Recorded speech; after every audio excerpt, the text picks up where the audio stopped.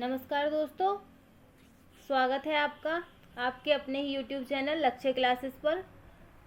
रोज़ की तरह आज भी हम सामान्य हिंदी के कुछ महत्वपूर्ण प्रश्नों पर चर्चा करेंगे। सभी लोग जुड़ जाइए और सेशन को शेयर कर दीजिए। जल्दी से जल्दी जुड़ जाइए, सेशन को शेयर कर। चलिए चलते हैं अपने पहले प्रश्न पर। सभी लोग जुड़ गए होंगे। सेशन को शेयर कर दीजिए अपने दोस्तों में, लाइक कर दीजिए, कमेंट कर दीजिए और सब्सक्राइब करना तो बिल्कुल भूलिए ही मत। चलिए चलते हैं अपने पहले प्रश्न पर। पहला प्रश्न है हमारा, स्त्रीत्व शब्द में कौन सी संज्ञा है। स्त्रीत्व शब्द दिया गया है और उसमें पूछा है कौन सी संख्या है। कमेंट बॉक्स में आंसर दे दीजिए आज आप अपना। जातिवाचक संज्ञा, व्यक्तिवाचक संज्ञा, भाववाचक संज्ञा, द्रव्यवाचक संज्ञा, कौन सी संख्या होगी इसमें? जल्दी से जल्दी कमेंट कर दीजिए।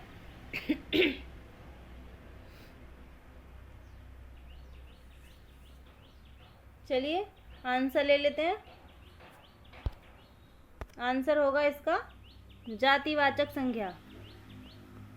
जातिवाचक क्यों है?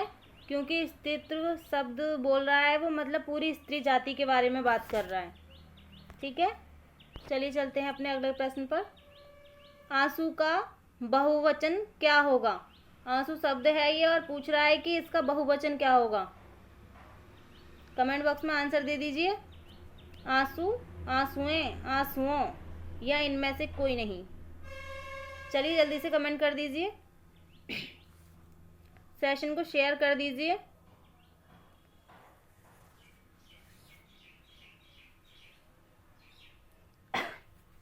ये प्रश्न बहुत बार एग्जाम में पूछा गया है और बहुत ही इम्पोर्टेंट है।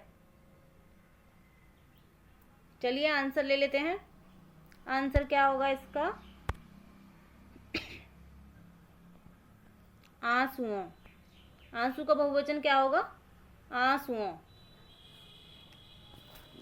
एक बार ये देख लेते हैं कि इनको पहचान कैसे करते हैं कि ये बहुवचन है या एक वचन।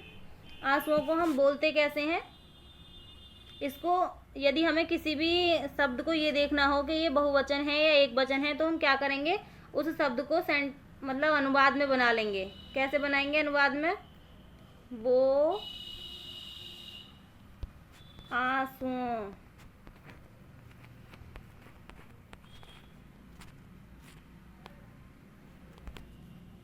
आंसुओं से रोया।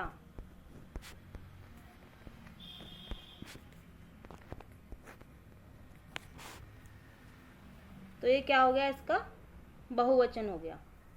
ठीक है, ऐसे पहचान करेंगे, उसे पहले अनुवाद में लिख लेंगे। ठीक है, आते हैं अपने अगले प्रश्न पर। तीसरा प्रश्न है हमारा,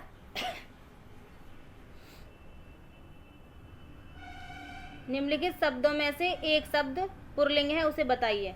कौन सा शब्द पुल्लिंग है? बुढ़ापा, जड़ता, घटना या दया?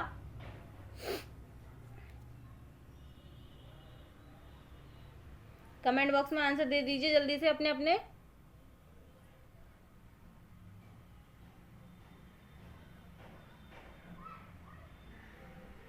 चलिए आंसर बता देते हैं।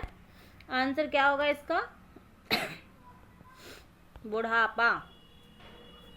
बुढ़ापा क्या है? एक पुल्लिंग शब्द है। इसको कैसे पहचानते हैं कौन सा स्त्रीलिंग है और कौन सा पुल्लिंग है? इसको भी कैसे पहचानते हैं? इसको भी अनुवाद में लिख लेते हैं। कैसे लिखते हैं? उसे बुढ़ापा आ गया। उसको ऐसे पढ़ेंगे ना, उसे बुढ़ापा आ गया। आ गई होती तो स्त्रीलिंग होता, लेकिन इसको ऐसे नहीं, अनुवाद इसका बनाते हैं। कैसे बनाते हैं? उसे बुढ़ापा आ गया। जैसे कोई घटना घटित हुई तो ये क्या है? ये स्त्रीलिंग है। पहचान करना आ गया होगा सभी को। चलो चलते हैं अपने अगले प्रश्न पर। दो वर्णों के मेल से होने वाले विकार को क्या कहते हैं? कमेंट बॉक्स में आंसर दे दीजिए। दो वर्णों के मेल से होने वाले विकार को क्या कहते हैं? संधि कहते हैं, समास कहते हैं, उपसर्ग कहते हैं या प्रत्यय कहते हैं?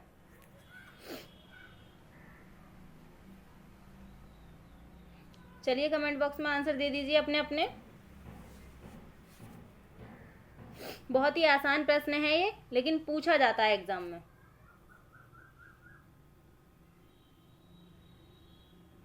हिंदी के एग्जाम में प्रश्न तो आसान आते हैं लेकिन गलत हो जाते हैं। लोगों को ये लगता है ना हिंदी इजी आती है, इस वजह से गलत हो जाते हैं ज़्यादा। तो चलिए आंसर ले लेते हैं। आंसर क्या होगा इसका? संधि। दो वर्णों के मेल से होने वाले विकार को क्या कहते हैं हम? संधि कहते हैं।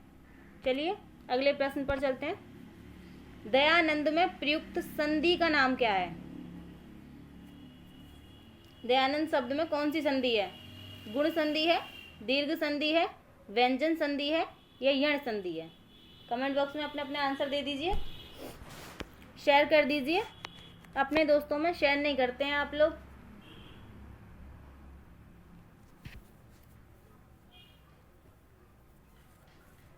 चलिए आंसर ले लेते हैं। इसका आंसर क्या होगा?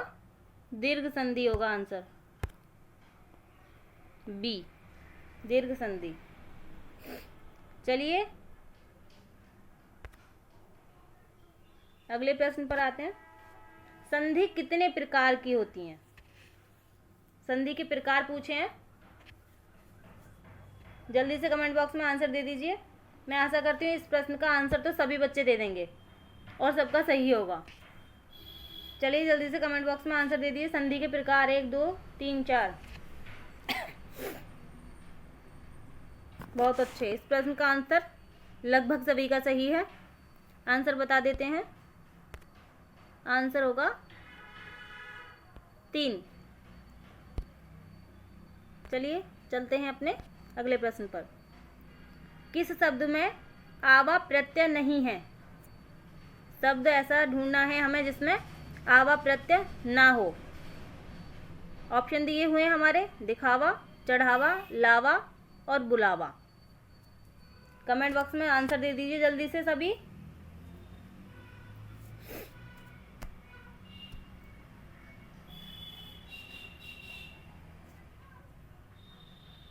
चलिए आंसर ले लेते हैं।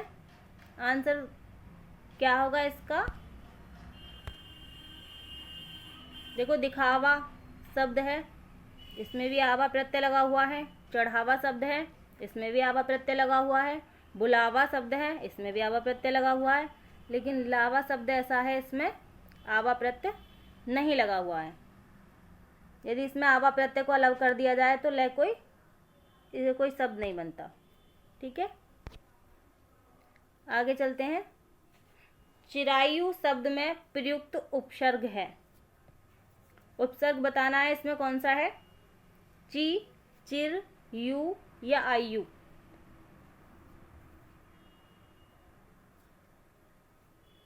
कमेंट बॉक्स में आंसर दे दीजिए अपने अपने।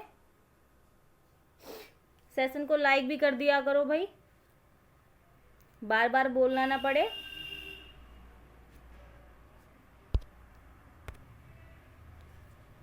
चलिए बहुत लोग आंसर सही देते हैं वैसे। चलिए आंसर ले लेते हैं इसका। आंसर क्या होगा? चिर। चिरायु शब्द में प्रयुक्त उपसर्ग है चिर। उपसर्ग क्या होता है? जो शब्द से पहले लगा होता है उसे उपसर्ग कहते हैं, जो पीछे लगा होता है उसे प्रत्यय कहते हैं। चलिए चलते हैं अपने अगले प्रश्न पर। समास का शाब्दिक अर्थ होता है। क्या होता है समास का शाब्दिक अर्थ?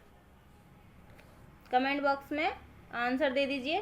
संक्षेप होता है, विस्तार होता है, विग्रह होता है या विच्छेद होता है?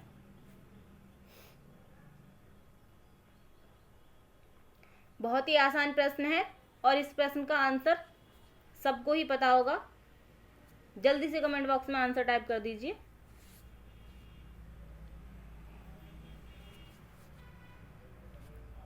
चलिए आंसर बता देते हैं।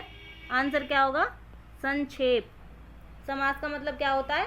संक्षेप। मतलब शब्द बड़ा होता है लेकिन उसे छोटे में लिखने की कोशिश की जाती है। जैसे रसोई घर, रसोई का घर, तो उसको शब्द तो बड़ा होता है, यदि उसे खोल के लिखें तो विच्छेद करके लिखें, लेकिन उसे संक्षेप में लिख दिया जाता है।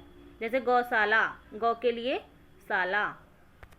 ठीक है, चलिए चलते हैं अगले प्रश्न पर। कौन सा शब्द बहुवचन है? बहुवचन शब्द देखना है। माता, प्राण, लड़का या किताब।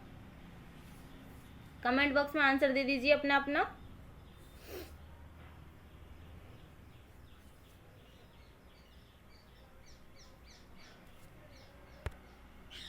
कौन सा शब्द बहुवचन है?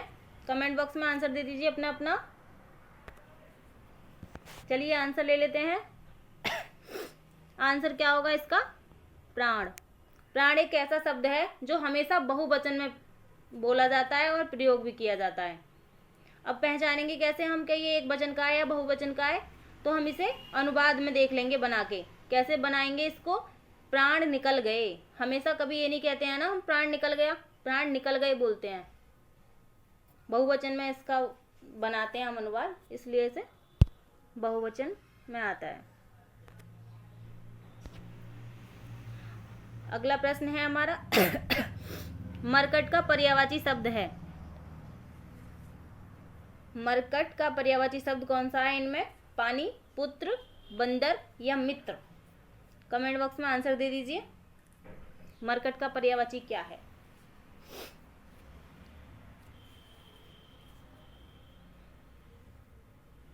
आज के प्रश्न बहुत ही आसान है और बहुत ही अच्छे प्रश्न हैं, मतलब एग्जाम की दृष्टि से।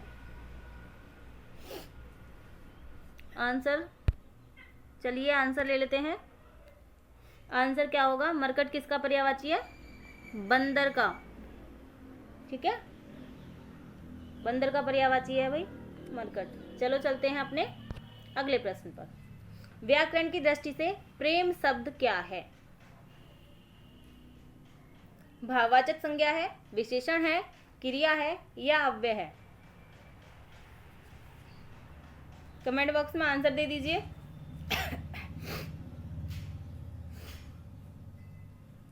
प्रेम शब्द क्या है?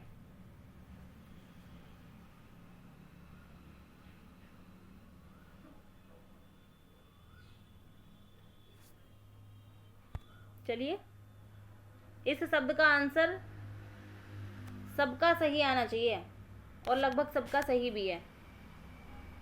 शब्द से ज़्यादा लगाव होगा ना लोगों को, इसलिए इसका आंसर सही है। चलिए आंसर ले लेते हैं। आंसर होगा क्या इसका? भाववाचक संज्ञा। प्रेम में भाव खुद ही निहित होता है, इसलिए इसको क्या कहते हैं? भाववाचक संज्ञा होती है ये। ठीक है, चलते हैं अपने दूसरे प्रश्न पर। काम का नाम बताने वाले शब्द को क्या कहते हैं? जो शब्द काम का नाम बताता हो कि कोई इंसान क्या काम करता है, उसे क्या कहते हैं ये पूछ रहा है। संज्ञा कहते हैं, सर्वनाम कहते हैं, क्रिया कहते हैं या विशेषण कहते हैं?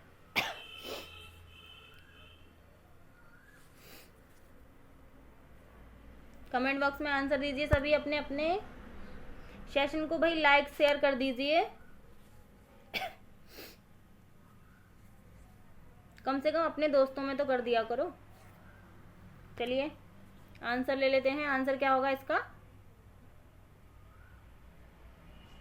क्रिया। काम का नाम बताने शब्द वाले शब्द को क्या कहते हैं?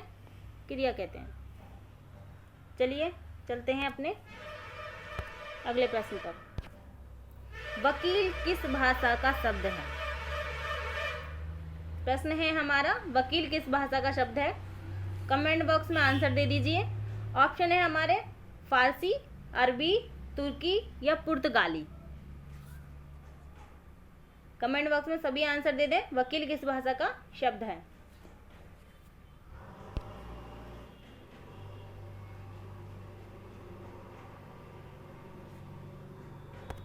चलिए आंसर ले लेते हैं। आंसर, ये सब बहुत ही इंपॉर्टेंट है, ये कई बार पेपर में पूछा गया है कि वकील किस भाषा का शब्द है। वकील अरबी भाषा का शब्द है। ठीक है, चलिए चलते हैं अपने अगले प्रश्न पर। देवासुर में कौन सा समास है? प्रश्न है हमारा, देवासुर में कौन सा समास है? कमेंट बॉक्स में आंसर दे दीजिए अपने। बहुब्रीहि समास है, कर्मधारय समास है, तत्पुरुष समास है या द्वंद्व समास है? सभी अपने अपने आंसर दे दीजिए।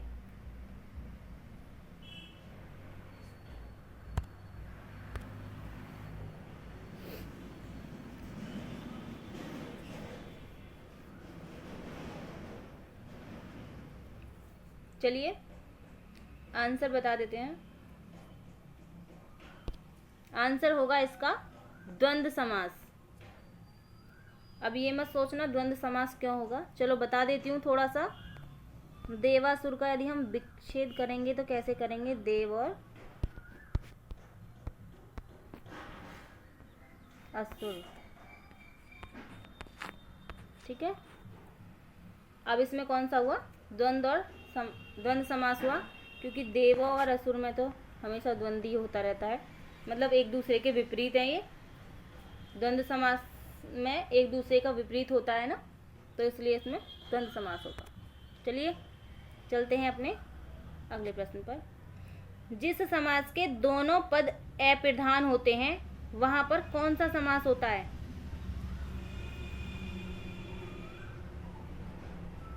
जिस समास के दोनों पद अप्रधान होते हैं वहां पर कौन सा समास होता है? कमेंट बॉक्स में आंसर दे दीजिए अपने। बहुब्रीहि समास, कर्मधारय समास, तत्पुरुष समास या द्विगु समास? जल्दी जल्दी कमेंट कीजिए।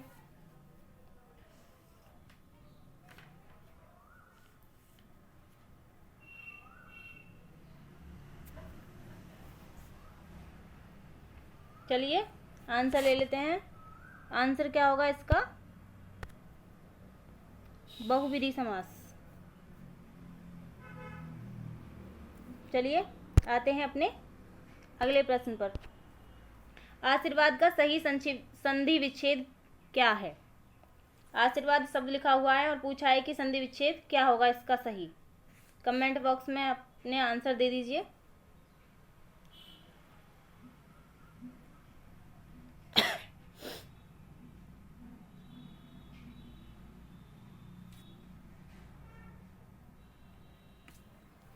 चलिए आंसर ले लेते हैं। आंसर क्या होगा इसका? बी ऑप्शन इसका बिल्कुल सही होगा। आशीहि प्लस वाद, ठीक है। चलते हैं अपने अगले प्रश्न पर। महेश का सही संधि विच्छेद है। महेश शब्द दिया हुआ है और पूछा है संधि विच्छेद क्या होगा सही इसका। चलिए कमेंट बॉक्स में आंसर दे दीजिए।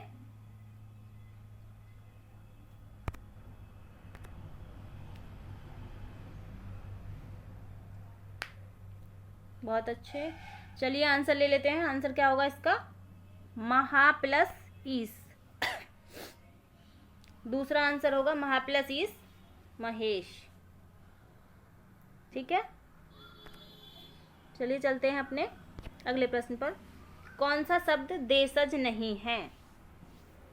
प्रश्न है हमारा कौन सा शब्द देशज नहीं है। मतलब कोई 3 शब्द ऐसे हैं जो देशज हैं, एक शब्द ऐसा है वो देशज नहीं है। पहचानिए शब्द को।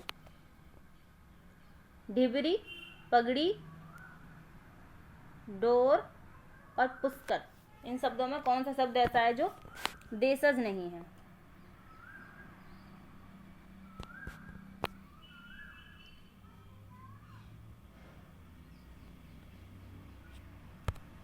जो आम बोलचाल की भाषा में हम जिन शब्दों को प्रयोग में लाते हैं उन्हें क्या कहते हैं? देशज शब्द कहते हैं। अब इन सब शब्दों में ढिबरी ऐसा शब्द है जिसे हम प्रयोग में लाते हैं। पगड़ी, ढोर, ये भी ऐसा ही शब्द है जिसको हम प्रयोग में लाते हैं। लेकिन पुष्कर ऐसा शब्द नहीं है। पुष्कर जो है वो देशज में नहीं आता, ठीक है। चलिए चलते हैं अपने अगले प्रश्न पर। संकर शब्द का अर्थ है। संकर शब्द का अर्थ पूछ रहा है। तत्सम शब्द, तद्भव शब्द, विदेशी शब्द, 2 भाषाओं के शब्दों से मिलकर बना शब्द।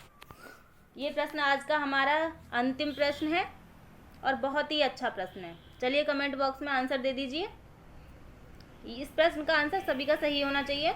बहुत ही आसान प्रश्न है। सभी वीडियो को लाइक शेयर सब्सक्राइब भी कर दिया करो।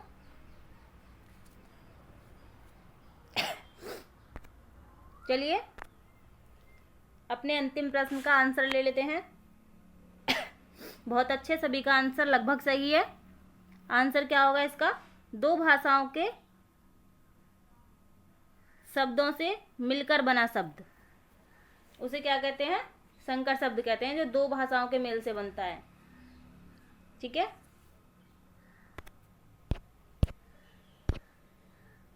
धन्यवाद मेरे साथ इतनी देर तक बने रहने के लिए।